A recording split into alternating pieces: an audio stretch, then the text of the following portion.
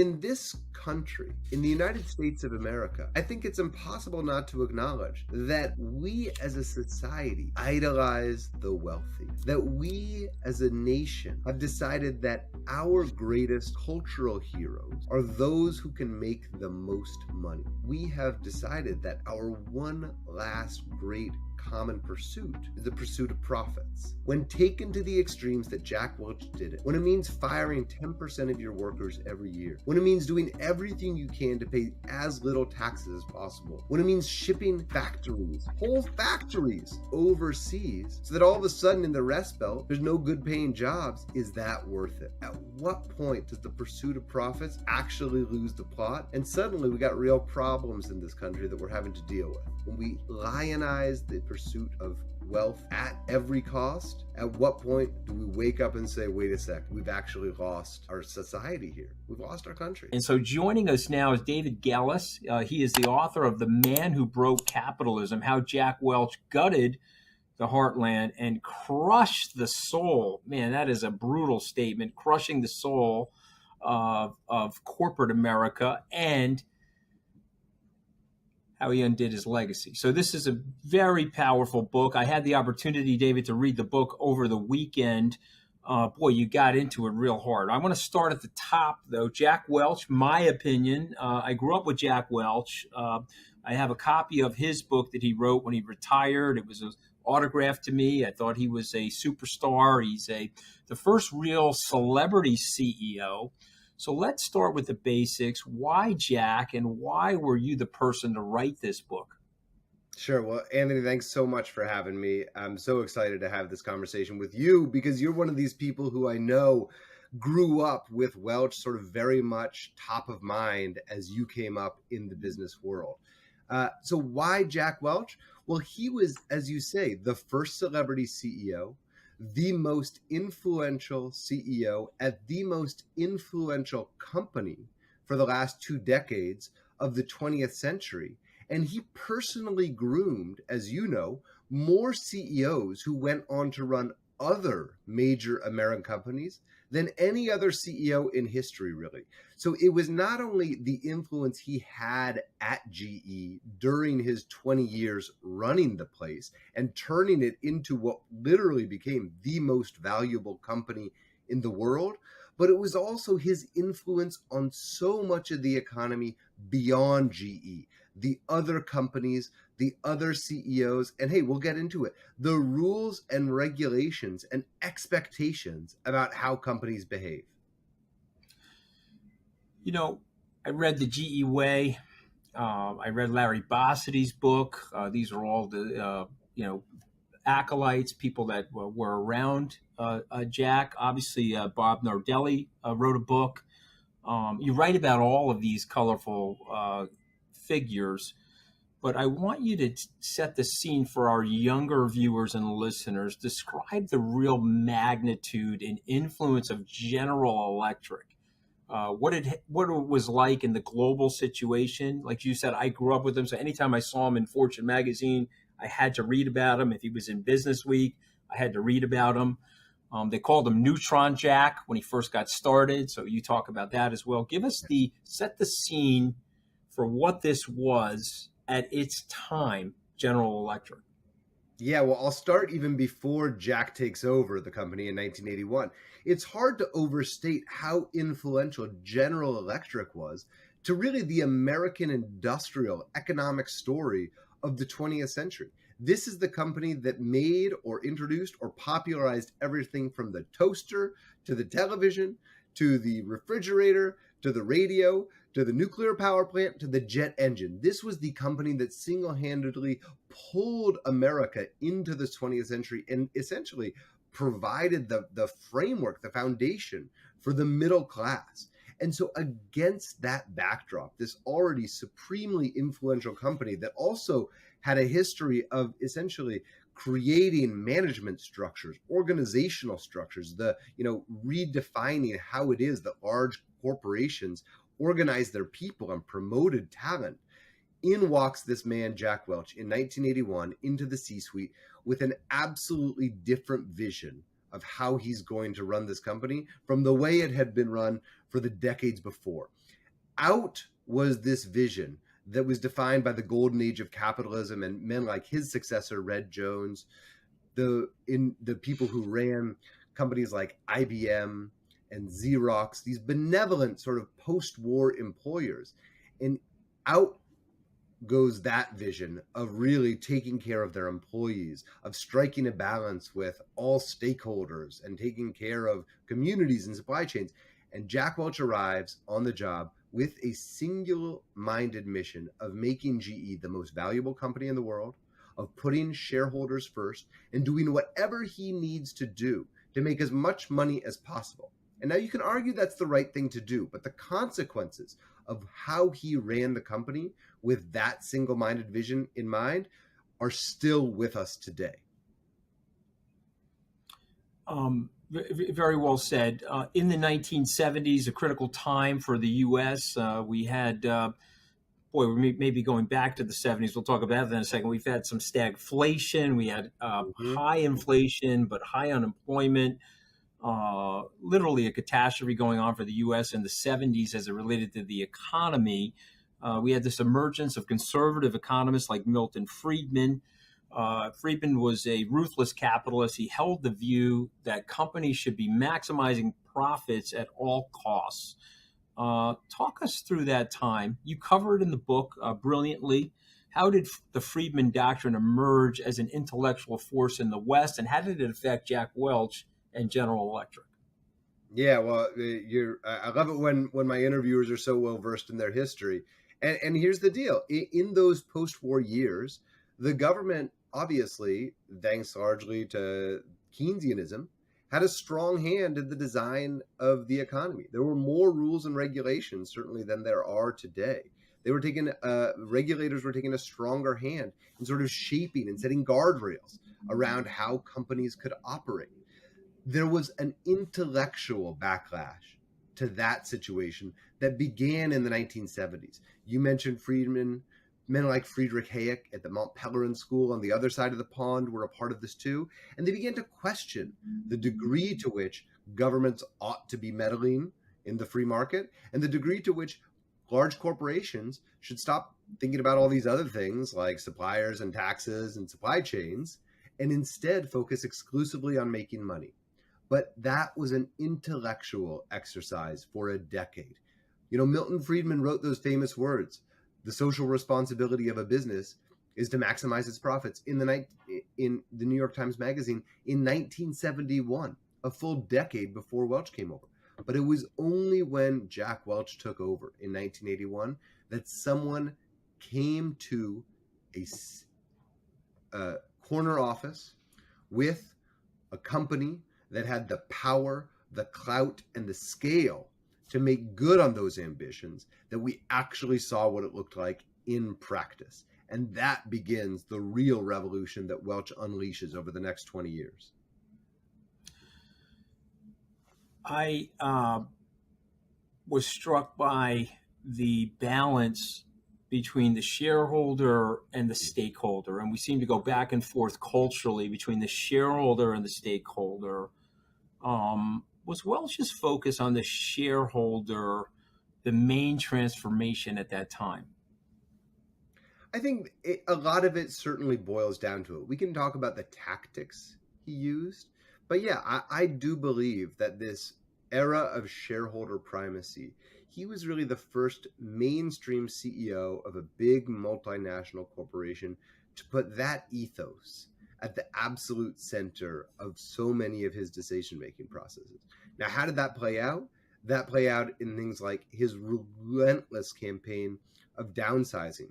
You mentioned that he was called Neutron Jack. He earned that moniker within the first couple of years of taking over the company. And he did it because he fired something like 125,000 people within months of taking over. No CEO. Yeah, you write about it, Neutron Jack. Right, of no course, one had that's ever done that kind of thing before. Yeah, so the again for younger viewers, the neutron bomb, we used to talk about it in the 70s and 80s. It was a bomb that would blow up. None of the buildings would go down, but all the people would die from radiation. And of course, Jack let go 125,000 people, so they called that Neutron Jack. but he earned a halo. He earned this incredible reputation. Okay, and but there's a debate. It's still prevalent in today's society. What is the true purpose of the corporation? And the pendulum has really swung, David. Am I wrong? I mean, it swung from the Jack Welch era to a totally different spot today. Oh, there we disagree.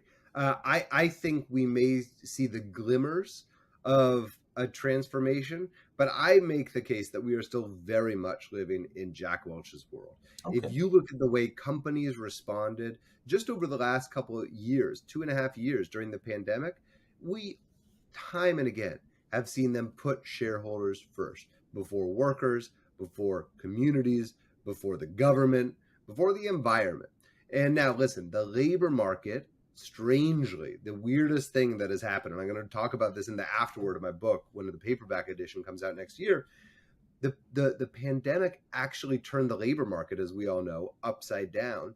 And workers, for the first time in decades, really since Jack Welch came on the scene, have been experiencing real gains. But that was largely the effect not of some new benevolent realization on the part of CEOs that they had a social responsibility to their workers. Instead, for the most part, it was driven by a really tight labor market where they had to start paying more to get the people they needed to keep the lights on. All right. Well, listen, I'm fascinated by your take because you go deep into the well with Jack Welch and GE. So let's talk a little bit about that. Okay, you talk about the M&A space. Jack made 1,000 deals in 20 years, which is sort of unbelievable when you think about it. One of which was acquiring RCA, which gave GE control of NBC, which also changed the business landscape. Okay, but you also write about this. Did it impact the rise of disinformation?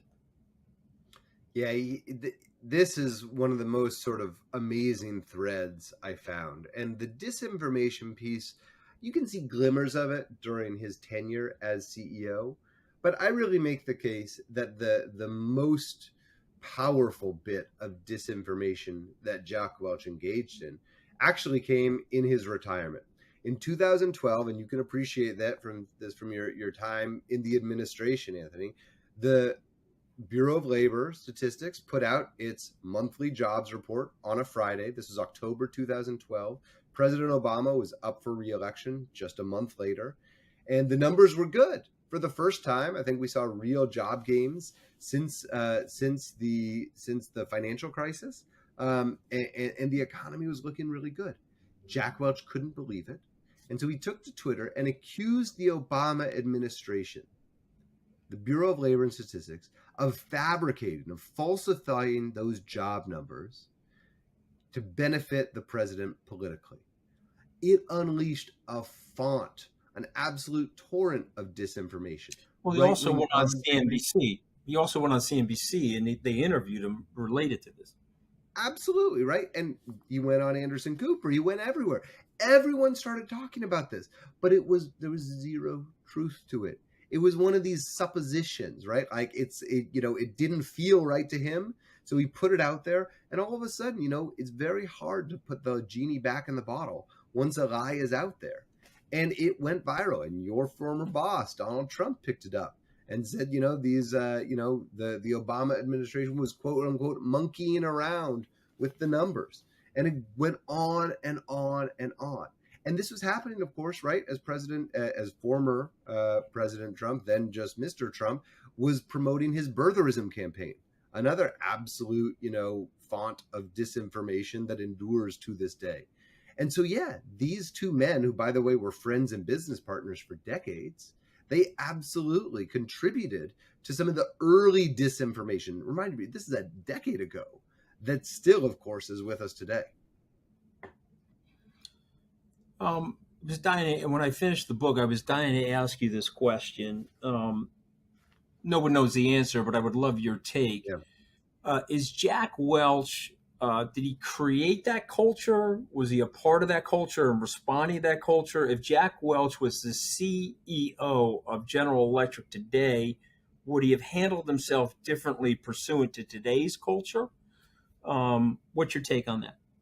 Yeah, this is one of the most fun thought experiments, and I wish I had had the chance to interview Jack. I only literally came up with the idea for the book right after he died, and actually there was a moment where an event around his death sort of crystallized the degree to which he was actually the story, the narrative that explains so much of the world we're in today. Now, to the question of how he would be running GE today, or what he would be like as a CEO today, I'm of two minds about it. On the one hand, this was the master of meeting the moment. And you can make the case that, yes, Jack Welch came to the job with this singular vision and executed on his ambition more ferociously and more ruthlessly and relentlessly and efficiently than really anyone ever did as a CEO. And so you can imagine that he would have brought to today's much more complex era of what it means to be a CEO and the various parties you have to appease as a leader today. Some of that same intuition, some of that same shrewdness. On the other hand, it's hard to see how his embrace of things like outsourcing, offshoring, financialization, rampant deal making would really square and fit in today's much more complex, nuanced economy. And of course, it was that combination of tactics that allowed him to have all the success. So I really question whether he would have been able to succeed as well as he had, even if he could have used some of that, raw intuition and intelligence, which he had in spades, to navigate the very turbulent waters of what it means to be a CEO today. So back in that day, and this is before Sarbanes-Oxley, and this is before all of that financial regulation got put into place, and they were expensing stock options they're not allowed to do anymore, all that different stuff. He was trying to beat street estimates every single quarter. And there was a string of quarters where he was successful in doing that, David. And there were some times where he was 1 penny ahead or 2 pennies ahead. And a lot of people say there was a lot of accounting shenanigans going on there. What's your response to all that?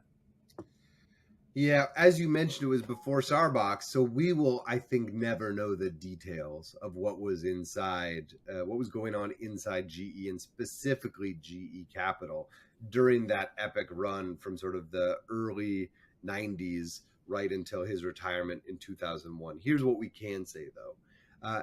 Jack Welch, from the moment he became CEO, identified GE Capital as really the key to unlocking GE's potential as an absolute financial powerhouse. And what he understood was that technology was changing and Wall Street was about to change.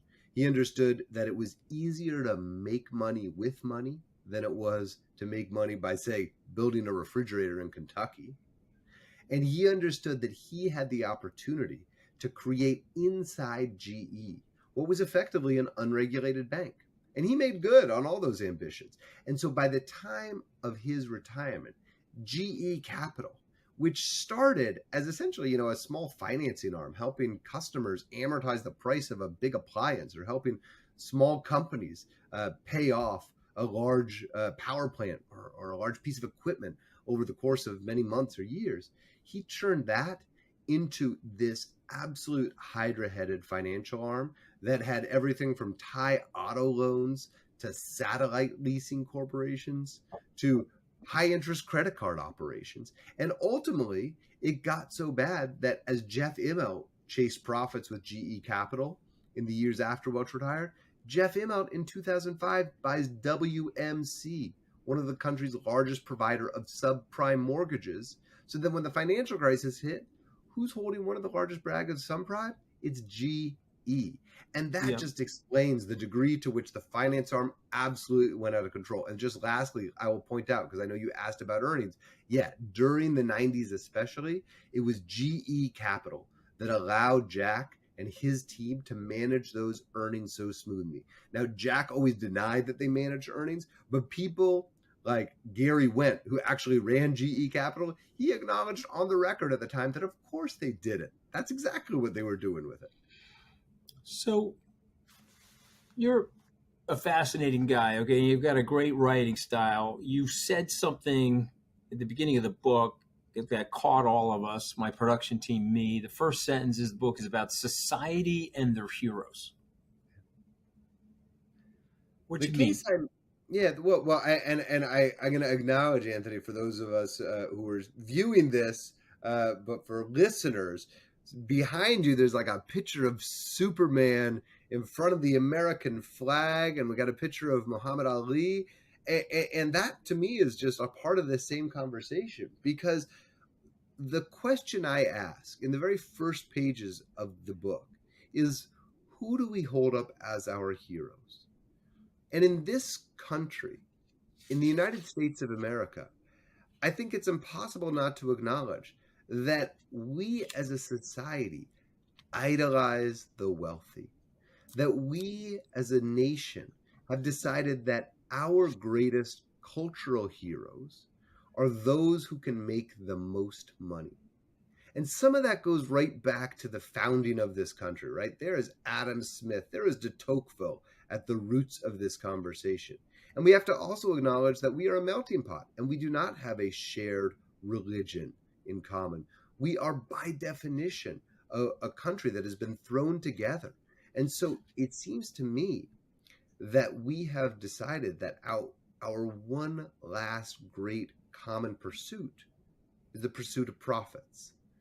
And now there could be good to that. I'm not a communist. I'm not a socialist. I'm a capitalist. I understand that the pursuit of profits can result in great things in this country and for individual families.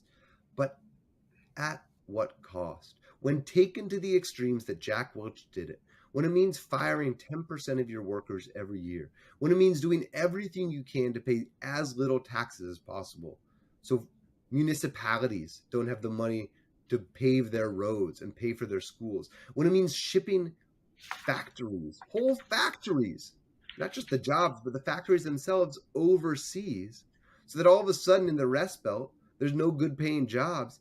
Is that worth it, right? At what point does the pursuit of profits actually lose the plot? And suddenly we got real problems in this country that we're having to deal with. That's sort of the deeper question I'm trying to ask here. When we lionize the pursuit of wealth at every cost, at what point do we wake up and say, wait a sec, we've actually lost our society here? We've lost our country.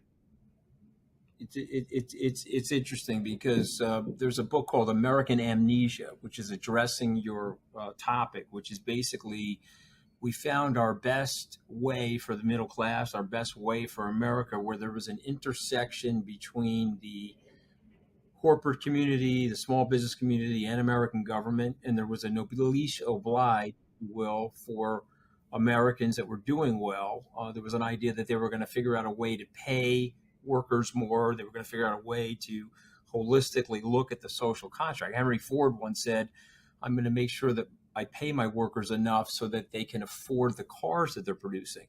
And it seems like in the 1980s, we sort of lost our way from that. And then obviously there's been a big separation between the CEOs in terms of the multiples of salary that they're making relative to the workers, if you will. Before I go to my fun little quiz here, which you're not prepared for, which I'm going to juice you up on, I want to ask one last question, and that's about the succession issue for Welsh, because you go into it.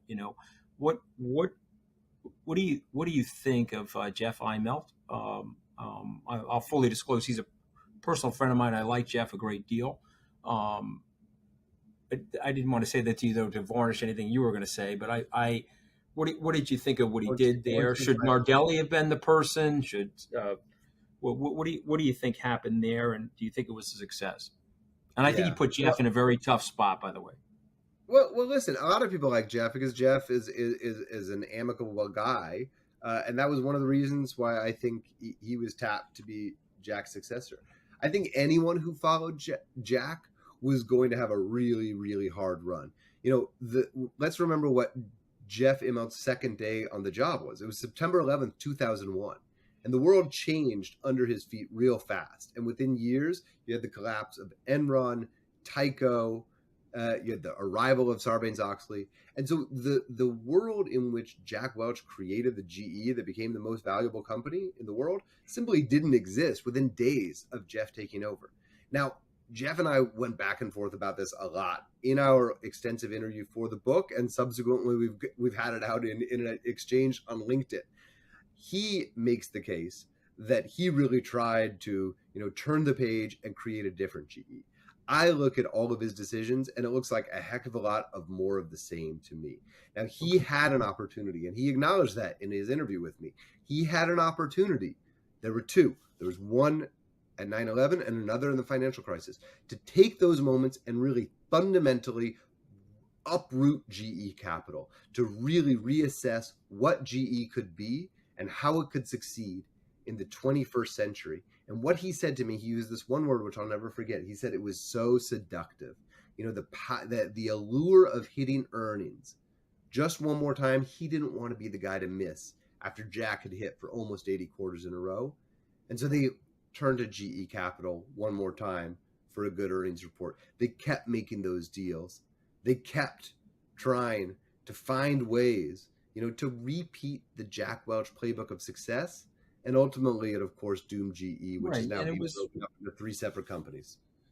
And it's the wrong place in the wrong time. Sometimes your timing is everything in terms of how you're going to handle or execute something. Okay, so the title of my show is it's an open book. Okay, so since I'm an open book, David, each week I ask my guests to humor me with the following couple of quizzes. Okay, so I want you to bear with me. This is an off-the-cuff conversation. You said something that got my production team all in a tiz. That's the understand a civilization, consider its heroes. So we put together a short quiz of prominent historical heroes. It's simple true or false questions. You probably don't know the answers, or maybe you do. Okay, but you got to cuff it. Okay, you got to say true or false. All right. Okay, ready? Cleopatra was the only female pharaoh to rule ancient Egypt. True or false? False. All right, very good. Female pharaohs were rare, but she wasn't the only one. 14 centuries before, Hatshepsut declared herself ruler after her husband's death. Okay, pretty good. Okay, President Harry S. Truman's middle initial S didn't stand for anything. True or false? True. All right, so you are rocking and rolling here. Both his grandfathers had names beginning with an S, so his mother didn't want to disappoint either of them. So he was Harry S. Truman. His middle name was S. Love that? Okay, King Henry VIII of England had servants whose job was to wipe his bottom after he used the bathroom. True or false? True. All right, you are rocking, rolling. They were called grooms of stool. These poor sons of bitches. Okay, during his reign, King Henry VIII had all 4 knighted for wiping his ass. Okay. Number 4, Roman Emperor Caligula made one of his favorite swords a senator. Say that again. So, the Roman Emperor Caligula. He made one of his favorite swords a senator. True or false?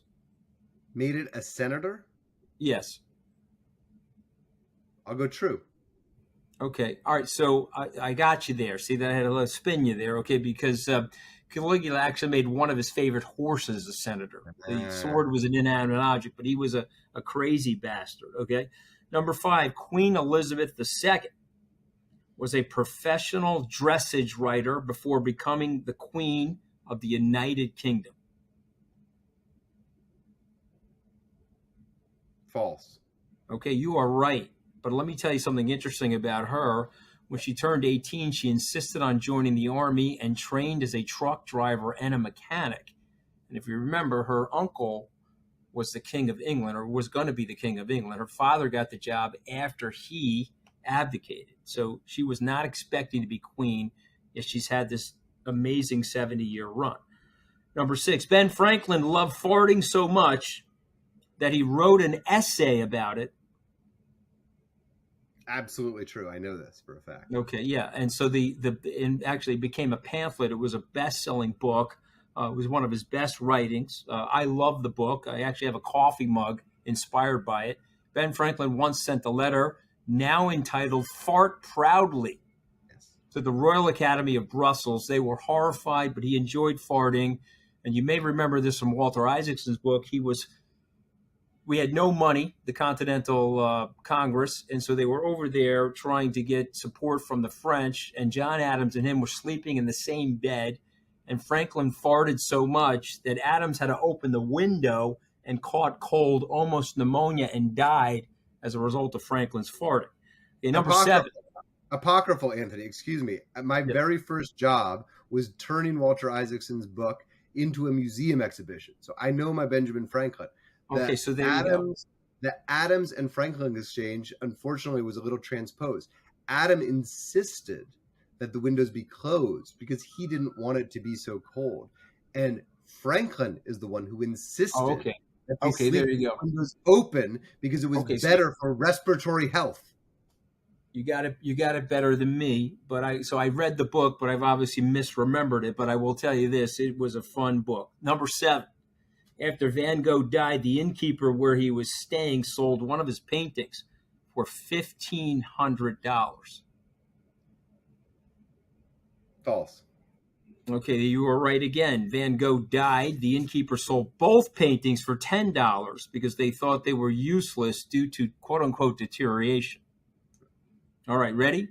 Quiz number 1 is about to end. Okay, Franklin D. Roosevelt once accidentally ran into a naked Winston Churchill in the White House.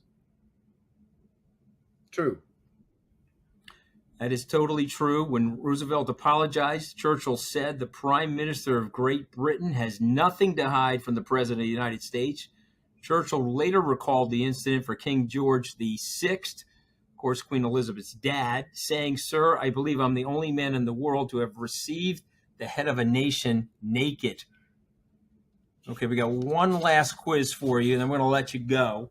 Okay, you've got past slogans of General Electric in the book, including "Progress is our most important product," "Accent on value," "We bring good things to life." Of course, all of us know that one.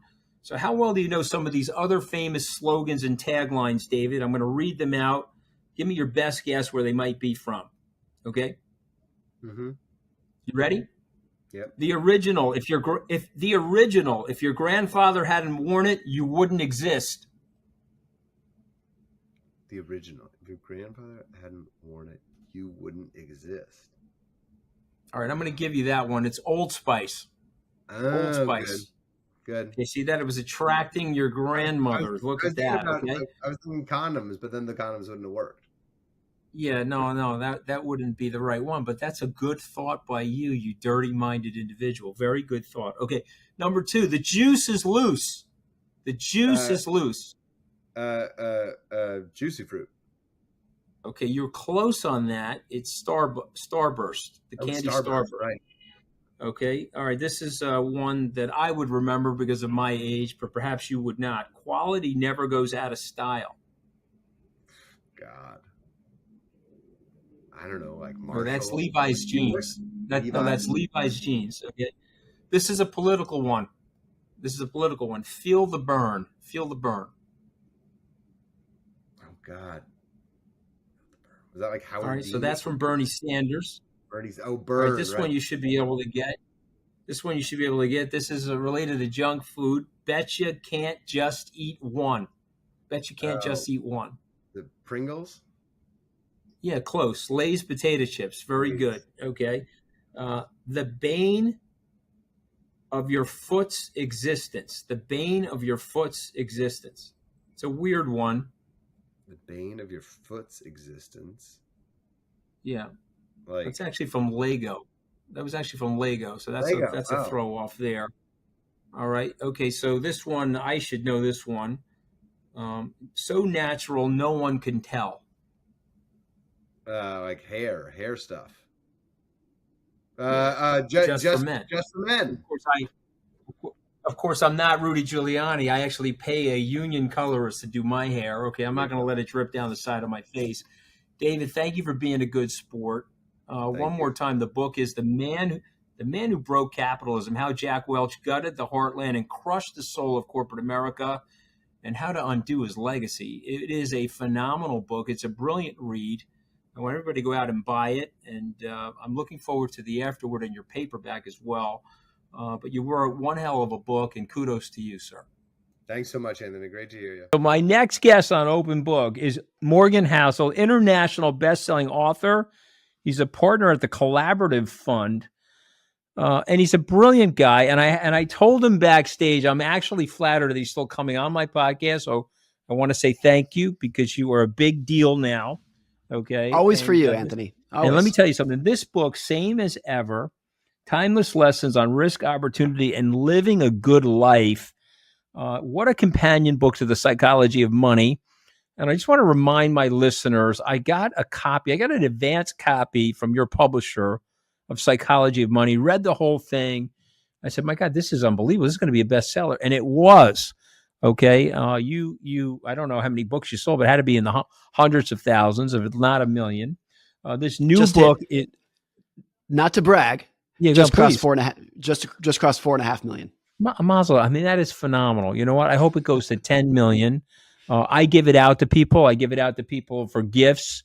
I have a stack of those books. When young people come to my office, Morgan, I hand them the Psychology of Money. I'll now be handing them the Timeless Lessons, the same as ever Timeless Lessons. But I got to tell you, these books are phenomenal reads.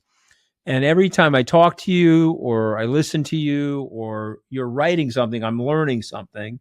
So I want to start there. I want to start with, what is it about you and your five senses that you can see something that I'm looking at and see it totally differently than I'm looking at it, and give me a new appreciation for it? It's almost like you are an art critic of money, and you're an art critic of life and the observation of life, and you're able to provide insight to people that are looking at the same thing. How are you able to do that, sir? Well, thanks, Anthony. It's always good to be back here. My wife put this together a couple of months ago, where she said this is a joke, but I think there's literal truth to this. I'm not smart enough to make money matters complicated. I don't have the mental horsepower to build a complicated model, to price options, to think that I can beat the market. I'm not smart enough.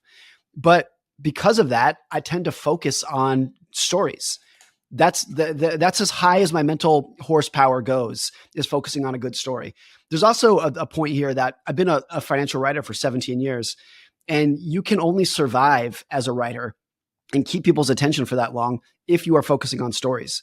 If your financial writing is, here's what I think the Dow is going to do over the next 6 months, you're done. You're done, because nobody can do that. And there's 100,000 people trying to do it right now that you have to compete with. But if you can tell a good story that might capture someone's attention, you have a fighting chance at surviving in this industry. So I think it's those two things that kind of breeds it. Well, and it's well said, but let's talk about attention for a second. Okay. Nobody has it anymore. Okay. Everyone's suffering in various levels of attention deficit. Yet I felt like your book is digestible, it's manageable, and I felt like a champion in your book. And I tell you why? Because when I read, even though I love books, I have to admit this, I'm a little bit of a slow reader because I'm trying to, absorb everything. And when I get to the end of the chapter, I feel accomplished, but you're whipping me. Yep. I've got one chapter after the next. I've got one thought after the next. So tell us about that, because I think everyone is going to go to the Morgan Housel writing style. I think that's the only way people are going to pay attention. How did you get there ahead of us? Well, it's true. Everybody knows the thing with nonfiction books, that the majority of nonfiction books could have been a long article. And maybe that's true for some of the stuff that I read as well. But to me, the only way to battle against that is a bunch of short chapters where you're like, make a point, try to make it a good point, tell a good story, and then be done. Don't sit here and ramble for another 30 pages with another 20 examples of this point. The best example I've seen of this is a historian named Eric Larson. He's written many books. He's a mega bestseller. His chapters are literally one page. One page. His book, his last book was called The Splendid and the Vile. I think it's literally 200 chapters. Now, and you Winston just rip through Churchill. It. Just so everybody knows, it was about the bombing. You wrote a book about the Lusitania. He wrote a book about the early emergence of Chicago. Every time he writes a book, and he's got one coming out about the pre-Civil War in April. Every time he writes a book, I'm salivating. He's a lot like you in the respect of history, but you're a contemporary writer. You're capturing, you're using history. You wrote some great stories about the past, and you plug them into the future and to the present. But there's a genius to you that I have to applaud. You are identifying for us what we need to do to be happy and what we need to do to create some responsibility over our own wealth. And so let's say we're in the elevator together. We're just meeting each other for the first time. And I said to you, I don't have a lot of money and I want to be happy and I want to be financially secure. Morgan, what do I have to do? Use whatever money you have to try to gain some sense of independence in your life. Independence doesn't mean you're going to retire tomorrow necessarily. It just means that you're using your money to control the time that you're going to have tomorrow. Because what's actually going to make you happy in life is not how much money you have. It's the relationships with your spouse, your kids, your friends, your family, your health, your clear conscience, your ability to sleep 8 hours a night. That's what's going to keep you happy. And if you can use your money to gain a sense of independence, where you're doing something every day because it's what you want to do, spending time with the people you want to spend with. That's the biggest sense of using your money as a tool to gain happiness. And I would contrast that with most people's knee-jerk reaction, which is, how can I buy a bigger house, a nicer car, nicer clothes, all of which I love. I'm a sucker for nice houses and Ferraris. But if you're actually going to use this as a tool to make yourself happy, it's much closer to using it for independence rather than a way to gain more resources. You have written about this, and so I have to ask you this, but I'm going to re-synthesize it for me with an observation. I'm turning 60 in January. No, come on, bullshit. No. Yeah, there's a lot of work. There's a lot of work going on here. Okay, we're talking about tremendous Botox, lots of hair dye. When you get a little older, I'll teach you all my secrets. Okay, but there's a tremendous amount of work going on here. Okay, I'm not quite Joan Rivers yet, but I'll get there. Okay, but here's the thing I want to say about you. I was having this conversation with my wife. We have a decent amount of money. We live in a decent house. We're blessed with these things. Started out poor. And I had what Ace Greenberg said, a deep desire to be rich, but I also recognized, maybe it was my religion, maybe it was the grounding from my parents, that you didn't have to overreach. I don't have to prove to people I can live in a big house. I don't have to have more than you to like one up you or anything like that. Yet I live and work on Wall Street, and we both know these people. We know miserable billionaires and miserable millionaires, and they're here on Wall Street with us. And it makes me think that there's something wrong with our brains when it comes in contact with money. Definitely something wrong with our brains when it comes in contact with power, right? It's like what Lord Acton said, the power corrupts. So what is it about the human brain on money? I think it's people are wired to seek status and not necessarily happiness. And money is such a universal yardstick of your status and your success that people are chasing it just for the sake of accumulating more. And they think intuitively, if I have more money, I'll be happy. But they're not accumulating the money to be happy. They're accumulating it to increase their status. And the problem with this is that at the tippy top even, there's always going to be someone who's richer than you or more successful than you.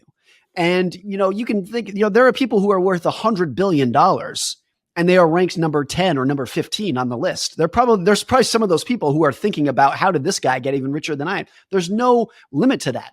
And right. I think what's important here is that really what it is a competition with other people. And if you have $1 billion, but the other guy has $1 billion and one, then he wins. And then once you identify that game, that it's just a competition with other people, and you realize how stupid that game is, it's a very natural game that's been inbred in us over the years.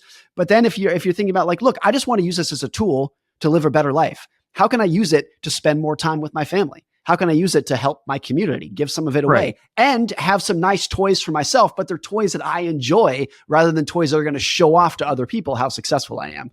So let me push back for a second. By the way, I agree with everything you said, and I'm certainly trying to live that, and your books are helping me live that. But we treat rich people differently. See, I think F. Scott Fitzgerald was wrong in that he said that the rich are different than you and me. I don't believe that they are. They have to get up in the morning, they have anxiety, they have health issues, they have all that different stuff. But we treat them differently, Morgan. We had a Secretary of Commerce, Wilbur Ross. He was worth $700 million. He overstated his balance sheet by $2.5 billion because he wanted people to think he was a billionaire. When he was asked why, he got treated better. He was perceived differently. Why do we do that as human beings? Why do we do that? Well, it's back to the seeking of status. Now, pretty much everywhere psychologists look, the correlation between status and happiness and like a quality of your life is very strong. If you want a higher quality life, seek status. But there's a couple ways that you could seek it. You could do it like Wilbur and try to cheat your way and like lie about your net worth. Maybe that's too strong of a word, but no, there's not too strong a word. No. He exaggerates or you could do it and Trump exaggerates it. And right. Then you have other people that are understating it. You know what I mean? Because they're trying to get out of the spotlight. Or you can do it legitimately and like legitimately make money and use that to buy a Rolls Royce that you're showing off your status. Or the other way is you can do it through your love, your wisdom, your humor, your ability to help people. That will gain you respect and admiration and status as well, particularly from the people who you want to respect and admire you. Now, I think most people down in their soul, they want about 10 people to love them. They probably want their spouse, their kids, their parents, their siblings, their close friends to love them. And everyone else is kind of like an ancillary thing. Right. And you're going to gain not in the beginning, by the way. Admiration. Not in the beginning, because I have young kids. One of my young kids walked in before 100%. Totally agree with that. Yeah, right. They get upset. They want everybody in their class to like them. Calm down. They're not going to all like you. See, there's definitely a thing where early in your career, I think you should wave your arms as wildly as you can to gain people's, and to gain people's attention for that, to make a name for yourself. There's a limit. There's a right way to do it. But the older that you get, you're going to narrow down the number of people who you actually want to love you. And I think that's a big thing here, that I completely understand why a 22-year-old would want really nice clothes and a Rolex and nice, and to because they're trying to seek a boyfriend, a girlfriend, a spouse, or whatnot. From our perspective, as we get a little bit older, and you're not 60, I don't believe that, but as we get a little bit older, then I think the narrowing of that really changes how you're going to seek attention and respect and status. All right, well, you can Google my fat ass. Okay. I was born on January 6, 1964, and I'm going to be 60 very shortly, and it goes by very quickly. And so maybe you can write a third book called The Psychology of Time, and underneath it, where the hell does it go? Okay. But let me get back to these. Let me get back to these critical, vital things. Okay. Love, greed, envy. You write with such brilliant observation of those three words. Let's start with the word love. I mean, that's what everybody wants. The Warren Buffett definition of success, of just life success, is when the people who you want to love you actually love you. Mm-hmm. And he contrasts this with all these billionaires that he knows, and I know you know some of them too. And Buffett says nobody loves them. They have all the money in the world. They have hospital wings named after them. They have mansions, they have jets, and nobody loves them. Their kids don't love assholes. them. They act like assholes. They're rude. They're condescending. They're know-it-alls. They're chiselers. But this gets back to my thing of like, how do you gain your respect? You can do it with your house and your car or your plane, or you can do it through your love, respect, wisdom, humor. Humor is maybe the biggest one. If you learned that your famous comedian was actually broke, that your favorite comedian was broke, you probably wouldn't care. You're like, I respect and admire you because you're funny, not because of your bank account. But if you are looking at a private equity tycoon, a hedge fund manager, and they go broke, you're like, that was kind of all I admired you for was your bank account. Right. And I just think it's such a more durable, fulfilling way to like seek your status from those internal things rather than your money. Now, a lot of this like money can be like connected to it. Like I, as a parent, you as a parent, I want to take the best care of my children and my wife and my family. And money is a big part of that. I want to give them the comfortable life that money provides. So it's not that money doesn't play a role here, but you have to understand the root of what you're getting is not necessarily of what you're trying to get is their love and respect and attention from those few people who you want to love you. Well, here's something I wanted you to think about as a parent. Okay. And this is actually from your books, and it's integrated with my life's observation. You have to provide space for your children to fail. And it's very, very important as a parent that your children see you failing.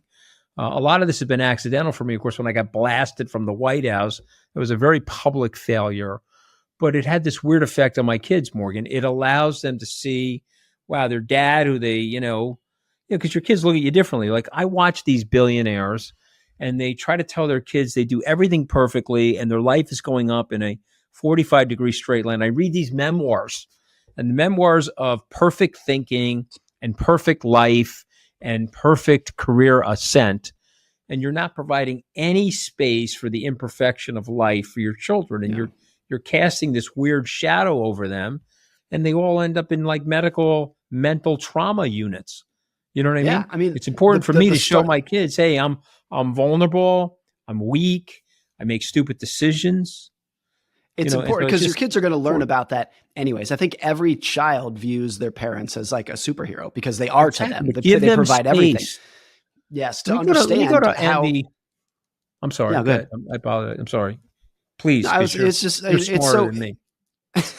It's I think it's important. It's also important to let your kids fail, not just to watch you fail, but to let them fail. The stark example to me was the Varsity Blues, all the people who are paying to get their kids into college and cheating the system to get them in. And one of the stories that came out of that is most of those kids did not know that their parents were cheating to get them into college. The kids thought that they were doing it on their own talents and their own their own skills. And the kids were just completely devastated when they found out that their parents were cheating because the parents did not believe in them. So letting your kids fail and making it a meritocracy for your kids, like that's incredibly important. Really, really great insight here. Let's go to the word envy.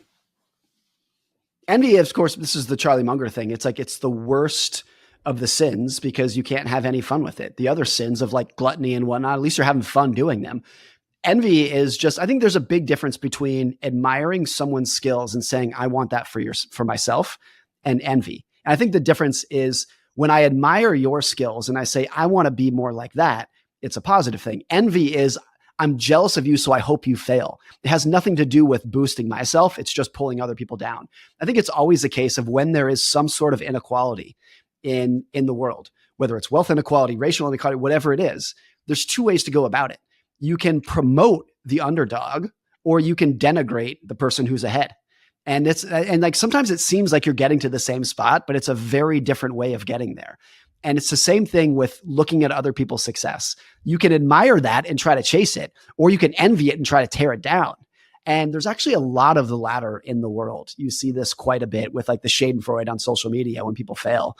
It's not looking up to your heroes. It's rooting for the decline of other people who you think don't deserve their success. It's interesting. So, this word schadenfreude or schadenfreude, the German word is hot and cold, right? Schadenfreude. And it is, you go hot and cold. You get pleasure from other people's pain and you get pain from other people's pleasure. You have to think about this as a human being. This is the atavism of our brains. This is the primordial nature of our survival mechanism. So if your cave was bigger than my cave and your wife was prettier than mine, I went over to your cave, hit you in the head with a rock, and took your cave and your wife. Okay. And that's what we did 50,000 years ago. We don't have to do that anymore.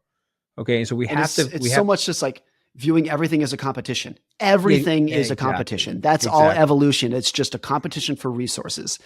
And when you view it through that lens, then all these things kind of make sense. But I think you could also, we have the intelligence now as humans to take a step back and realize how dumb that game is and realize that it's going to maybe increase your status, maybe, but it's not going to increase your happiness in the slightest.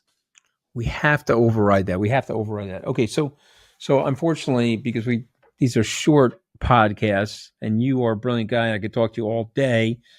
Let's talk about greed. Well, I think it's right up there with the envy. Yeah, it's not knowing the boundaries of your skill is most greed. Now, I think most people, not all, but most people who engage in greed have no idea that they're doing it. What the actions that they're taking seem to make perfect sense to them. Of course, there are exceptions to that, but I think most of the time in investing, when in hindsight, you're like, oh, that was just greed. It was actually, it looked like the right decision for that person in their head in that moment. So I think it's just knowing the boundaries of your skill, of your risk tolerance. That's probably the biggest one, knowing the boundaries of your risk tolerance. Most people in hindsight, when they got caught up with greed, they look back and they assume that they could accept a 50% decline or whatever. And then they experience it and they realize they couldn't. And in hindsight, they say, if only I was less greedy and taking less risk, I could have put up with that kind of loss. Mm-hmm. Interesting. So Morgan, The magic of investing is found in two words. I'm going to say the two words. I want you to react. You ready? Compound interest. Compound interest. But it's too simple for smart people to take seriously. Okay, and the magic of it is not intuitive. So go ahead, sir. You're going to educate me. I'm not that smart, but actually you really have to educate the super smart people, because they're always trying to out trick the market, where Buffett tells you, relax and just ride the whole thing. But go ahead. Why do I need to know about, I'm a farmer, I'm a fisherman. Why do I need to know about compound interest? Tell me. Here's the trick that's so counterintuitive to even very smart people. If you are an investor, the knee-jerk question that you want to answer is, how can I earn the highest returns? That seems like the intuition. Of course, that's what I should do. And it's not. What you want to do is figure out the best returns that you can sustain for the longest period of time. Because earning 20% in 1 year is cool. Earning 15% for 20 years is magic. Doing it for 50 years is ridiculous. If you can be an average investor for an above average period of time, you'll end up in the top 1% of all investors. Mm-hmm. And that's not intuitive. So this is, I think, part of why indexing can make sense. If the simplicity of indexing allows you to stick around as an investor for 20 years, 30 years, 50 years, you're going to crush it. You're earning average returns for an above average period of time, because that's the math of compounding. The exponent in the equation is time. That's where all the heavy lifting is done. It's not in returns. It's just how long can you keep this going for? Yeah, amen. All right. Well, you're hitting my sweet spot, and love everything about you. I didn't realize we almost had a fascist overthrow of Franklin Roosevelt. Had to read that in your book, same as ever. And boy, we have this interesting, amazing country that we're both growing up in and learning in. I'm down to the last part of my podcast, and it is more words. Okay, so what I do with all my authors, my production team and I, Holly and I, we pick 5 words, and then it's sort of a raw shot test. I'm going to ask you the word. You're going to respond to it. Ready? Let's do it. Time. The most underappreciated driver of investing returns. Tell me why. Because that's the exponent in compounding. The bottom number is not doing the heavy lifting. The exponent is. If you can be average for an above average period of time, you win. You win everything. Right. So you got to be patient. Time to me in investing is patience, right? High quality, shut up and don't do anything. Risk. Different for everybody, but everyone wants to distill it to some sort of formula that works for everybody. My risk tolerance is different from yours, and it's different from everybody's. Everyone has to figure it out for themselves. Opportunity. Rare. That's the one word. We don't live in a world in which every single person who wants to beat the market can do it. Of course not. Opportunities are going to be rare. Probably like a once in a decade thing. Are you going to have big opportunities in the economy? Wealth. Way more than just a number. Much closer to the quality of your relationships, your friendships, your children, your health. That's the biggest factor of wealth. And money can help those things, but the core of wealth are those things to begin with. So I want to expound on this, because I was with a guy, I was in Abu Dhabi. This guy's a contemporary of mine. His father was a very famous person that passed away. And he was remarking about another famous person that also passed away. And he lamented. He said, the son of a bitch that was a rival of my father, he had way more money than him. And I always said, how is that even possible? My father was such a better guy. And I looked at him and said, how are you measuring life? Are you measuring it by wealth or money? Because if your father had 500 friends and was loved by everybody, and to use your line now, or Buffett's line, that he wanted to have love him, and the other guy was a complete jerk off, who had the better life? Who wins? You see what I mean? To me, it's so obvious. And to me, a lot of this is like the deathbed test of like when you're on your deathbed, looking back at your life, measuring how you did.